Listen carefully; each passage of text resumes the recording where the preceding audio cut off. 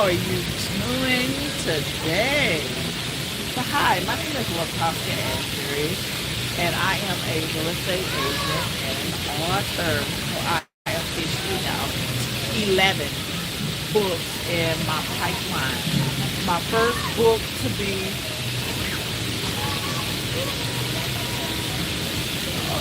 we're gonna start that over.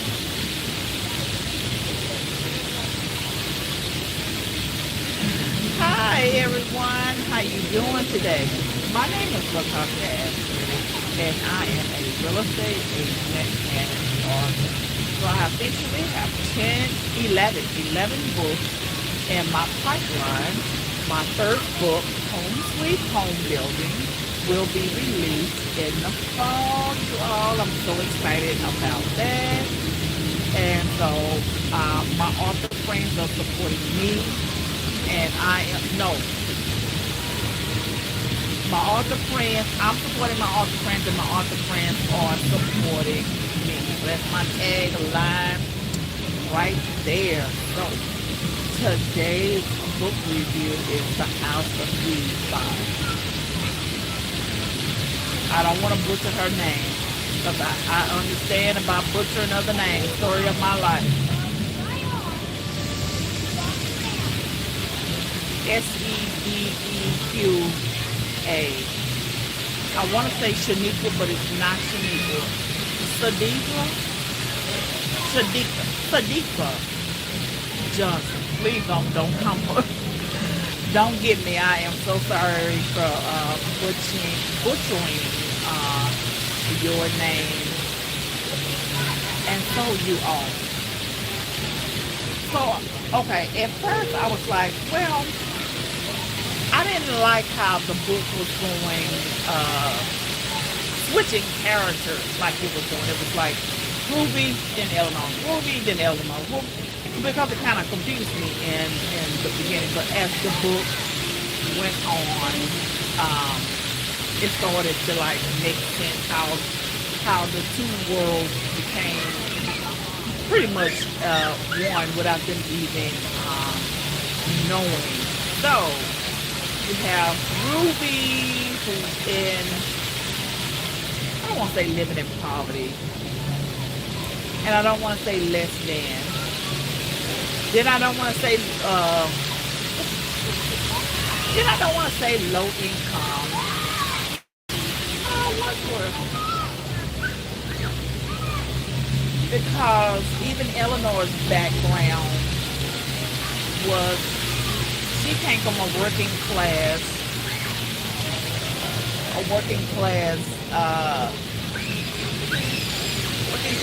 parents. Because, okay, Ruby's background was she was raised by a single mom, a young single mom, and running between grandmama Amy and just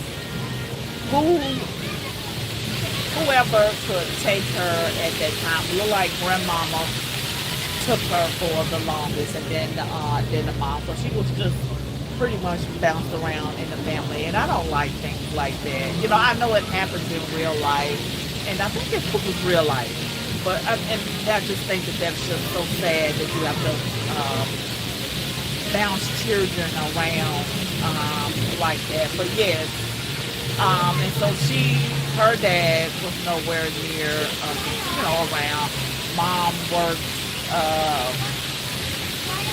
minimum wage job just to make ends meet and things like that. So, and Eleanor, her mom was a baker, so she was a businesswoman. Dad was a factory worker. Pretty much what most of us come from, either parents or working low-income jobs just to make ends meet, or parents are factory workers. So I pretty much understood both backgrounds, and so we'll start with Ruby. And so Ruby would get kicked out from time to time because her mama had to have a man. Lord, she had to have a man. So whenever she felt that the man was no longer interested in her and she was interested in the daughter. The daughter had to go. I just like, oh my goodness. And then the fact that these dirty old men, now the girl needed bus fare to get to the college program. And in order for her to get the money to get to the college program, he wanted a kiss on the lips. She hesitated, but she gave in. And he touched her inappropriately. And I don't know if the mom actually saw it or she just walked in and they jumped and, moved around. But the mom just automatically took the husband, not the husband, well, the boyfriend's side, and she had to go. And I was like, oh, wow. So she went in, stayed with her aunt. And so just letting you know that, I was going to say racism is still around, but this book was based in the 1950s, so of course racism was alive and well out there, out here. And so, so another thing that stuck out to me was that the young man that worked at the candy shop or the ice cream shop, I can't remember, so he took liking to Ruby, and they fell for each other, and then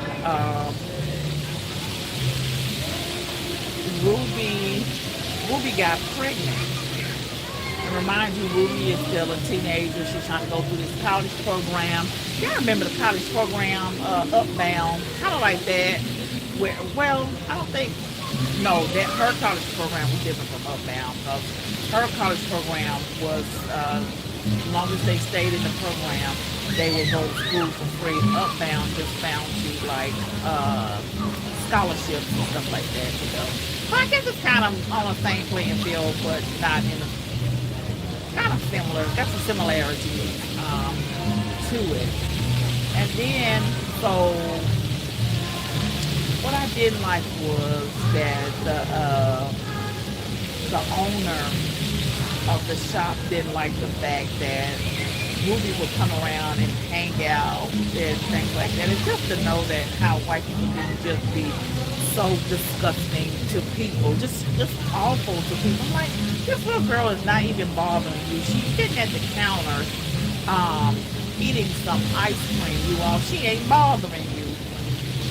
Okay? Go on somewhere. And so her aunt got wind of her messing with the Jewish boy, and she told her to leave him alone, because she had knew about them because his dad was the owner of the building, and so that's how she knew about. I guess she knew how they worked, and just so enough, the auntie was right to go off. So I'm not gonna give too much away because I know I've been giving enough away, but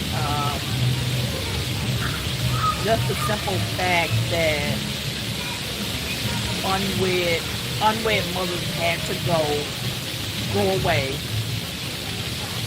have their babies, and come back like nothing happened. And then what was the sad part is that there not only was there unwed mothers, you ripped them away and you sold their babies to the highest bidder. Then you didn't bother to give the mothers any type of money, any type of compensation besides room and board. And then y'all was awful inside of the not the, I'm gonna say the rooming house, but you was awful in there. You was awful to those girls. You made them clean. You made them scrub the floor. You made them do some of the most awful, disgusting, things. And I'm just like, oh wow. And then you sell them to these elite families.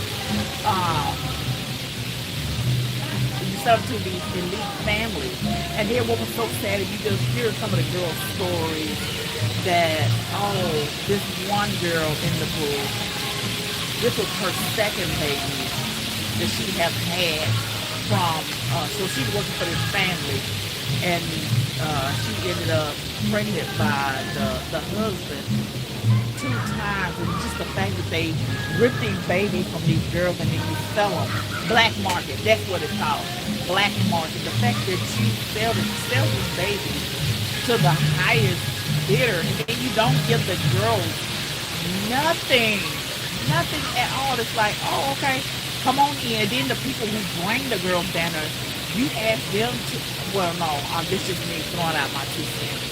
Seems like, so I think they just drop them off.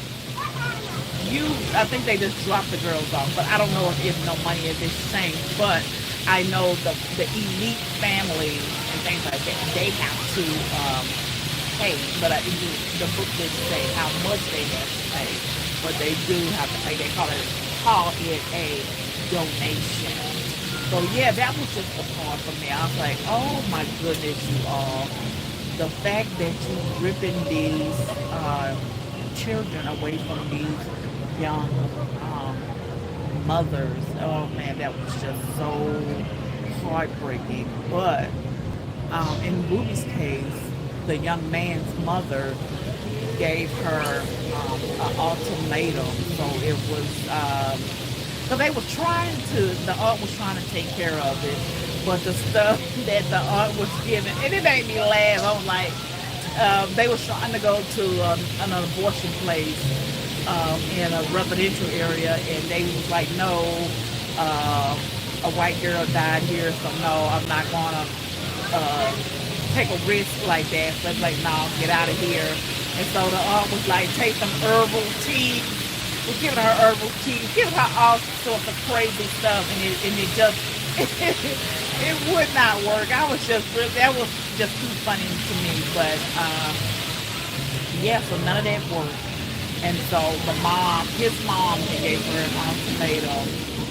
And so she took the ultimatum of going to I keep wanting to say rooming house, but that's the only thing that keeps on my mind, to go to the rooming house in order to get a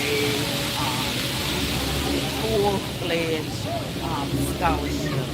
She was like, for the whole 4 years, if I go and do this, it basically give the baby away.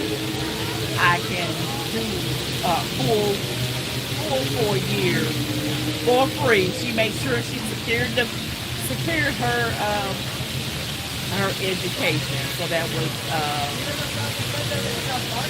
was really that was just like a hard decision for a teenager to make. Well, she did the best to her ability on that one. So yes, you all. Let's get back to Eleanor. I'm calling her Eleanor. So like I said, Eleanor was going off college. Again, I like to hear stories like this of us going to college. So she got adjusted to college life. And you know what? It was in college is where she found out about colorism. So we have a lot of that going on in the black community. So we got the light versus the dark, and it's just stupid. I mean, to me, I think it's absolutely stupid, but to other people, it's really real. And so, that's when she found out in college about colorism. Isn't it strange that when you go to college, that's when you find out like the real world stuff, especially when you're living on the dorm. And I really did. I felt really, really sorry.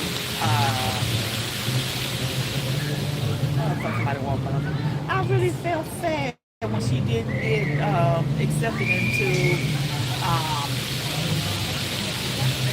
get accepted into the sorority group, y'all. I felt really, really bad. I was like, oh, baby, no.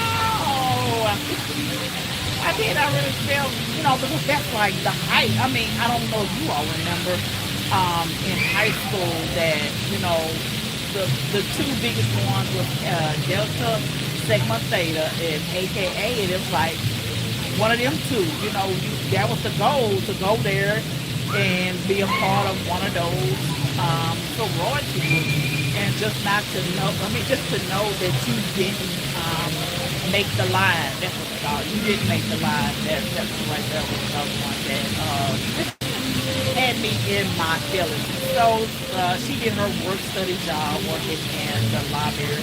That wasn't my work study job. My work study job was working with the school district, the special needs kids from the school district. It was really rewarding. That's the most money that I've ever made to date as far as working. And so I really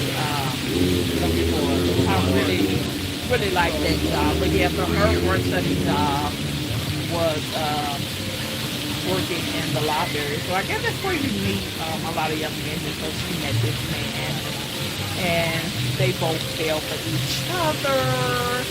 And all right, it's time to meet the parents. So I'm assuming he stays, that's his home state, and she just moved down. Well, no, she did. She moved down. She was from Ohio. So she moved down there. And so it was time to meet the parents. She met his parents, and they already looked their nose down on her, because they had already knew. I was like, yeah, you're not one of us. Even though you are one of us, but you're not one of us. And so, yeah. And just to know, that's when she, like I said, when she really found out about colorism. And I think we're still figuring a lot of that stuff out, because a lot of people are really, really fair, almost white fair. So, you know, we call them light skinned, but there's some people that's beyond. I mean, I'm like her. When she was looking at the two people and they're talking, and they was freely using the N-word, and she thought that they were white. But come to find out, they were black. So I don't know if they were Creole. I really don't know about that part. But yeah, so she really, for her going to Howard, she really explored, not explored, but she really found out about colorism while she was out there. And so she gets pregnant. I don't believe, like, I think the book, the description of the book, or the summary of the book, I think they try to make it seem like she was trapping him, but I didn't get that feeling that she was trapping. I think it was just something that just happened. I think that was just something that happened. And maybe other, like the mom, the dad, and the other elite society, maybe they thought that way too. But I didn't get that feeling. I think it was just, hey, we were fooling around and this happened, and there you go. So I'm gonna stop right there before I give away the whole entire book. But let me say this: at the end, both Ruby and Eleanor got what they wanted. So you got to read the book to see what it is they got at the end. Both ladies got what they wanted at the end. You all. So that's what made it so sweet. Even though they had to experience hell on earth, they both got what they wanted. So what it is that they wanted, you got to go read it. What it is they got, you got to go read it. House of Eve can easily be found at your favorite bookstores and online retailers. Go get it. Add it to your cart. Tell Amazon to go ahead and drop it off at your front door. So if you enjoyed this review, y'all, I tucked my head out. So if you enjoy this review, I'm going to need you. So I am excited to share that my book, Home Sweet Homebuilding, that's why I have my notes with it. Home Sweet Homebuilding is now available for pre-order. So links can be found below this video, and I am honored to have you on this journey with me. Thank you, Sadiqa. And sorry for butchering your name. Thank you so very much, Sadiqa, for writing this book, bringing these two ladies together full circle. So let me see. I wish you would do kind of like a part 2 that shows how they are. I like how Ruby and William ended up working side by side together. I like that. That was like I was like, oh my goodness, how sweet, how sweet, how sweet. But yes, thank you so very much, Sadiqa Johnson, for writing this book. And you all have a wonderful weekend. Bye-bye.